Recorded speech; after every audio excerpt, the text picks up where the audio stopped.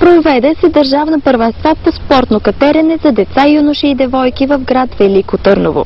Дисциплините бяха две – трудност и скорост. Повече информация вижте в материала на Кремена Илиева.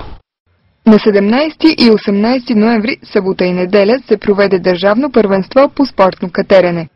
Домакин и организатор на състезанието бе Алпийски клуб Трапезица Велико Търново, а младите катерачи мериха умения на стената в Дворец на културата и спорта Васил Левски. Първенството бе за деца, юноши и девойки, разделени в 7 възрастови групи. Най-големите се състезаваха в събота, а най-малките до 13 годишна възраст се състезаваха в неделя. Главен съдия бе Милен Видиновски, а съдии откриватели Благовест Лазаров, Светослав Савов и Божидар Любенов.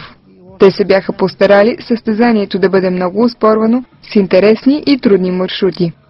В дисциплината трудност при юношите нито един от участниците не успя да стигне до върха, а при девойките само една от участничките закачи и последната примка на финала.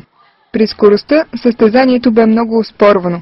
Фаворитите се бориха за стотни от секундата. Ето какво споделиха някои от победителите в различните категории. Как ще коментираш това състезание?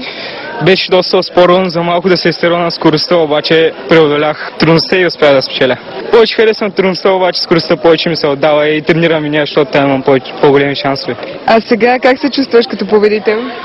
Не съм много доволен, защото и на трудност може да стана първи, лоша съдба. Победителка и в двете дисциплини при 15-16 годишните момичета е Влада Маринова. Как се чувстваш, ти обра купите на всички тук? Добре се чувствам, не е нещо ново при мен. И вече се свикнала? Да. Как бяха маршрутите за теб? Как беше състезанието като цяло? Хареса ми състезанието. Финалният маршрут не хареса. Най-добре беше като категория. Точно за съответстваща точно за групата. Кой на трудността ли? Да. Имаш ли някакви трудности, които срещна в този маршрут, или всичко ти беше много гладко?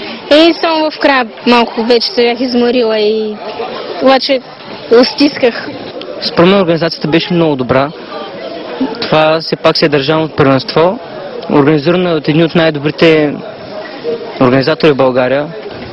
И стената се слави с нейната големина, с височина, с това, че преди време правим световно първенство на нея.